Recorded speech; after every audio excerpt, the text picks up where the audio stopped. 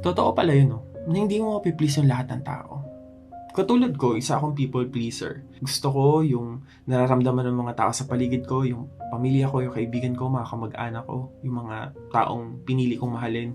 Gusto ko masaya sila. Gusto ko napi-please ko sila. Lahat ng gusto nila, pagbibigyan ko. Lahat ng pwede kong maitulong dun sa mga tao na yun, gagawin ko.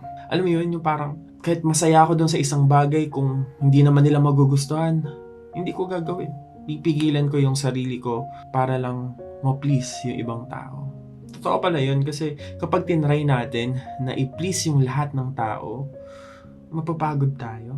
Mapapagod ka. Alam ko naman eh. Alam ko naman na ikaw tinatry mong i-please yung mga tao sa paligid mo para ma-appreciate ka nila, para malaman mo na ganun yung halaga mo.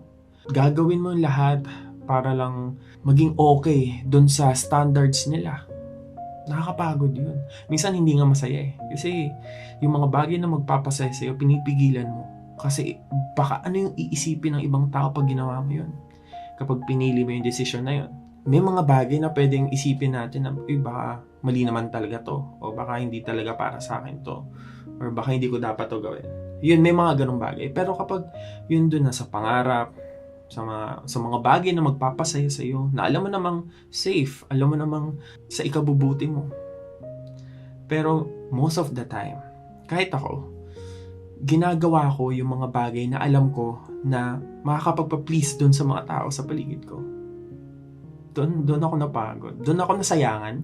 Nasayangan ako dun sa panahon, sa oras na pwede kong maging masaya. Nakakapagod palang piliin yung mga gusto nilang piliin para sa buhay natin. Wala namang masama doon.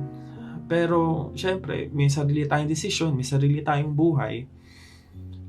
Kapag pinlis natin lang lahat, mapapagod tayo, masasaktan tayo, mag-e-expect tayo.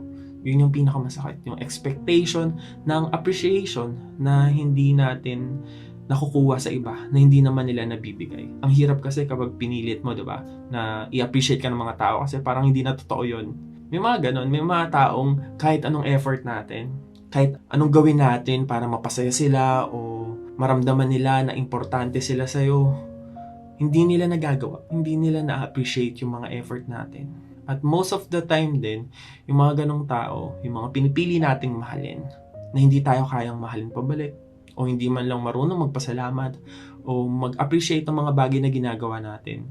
Sila yung mga tao na abang tayo na sana ma-appreciate niya na. Sana makita niya na ako.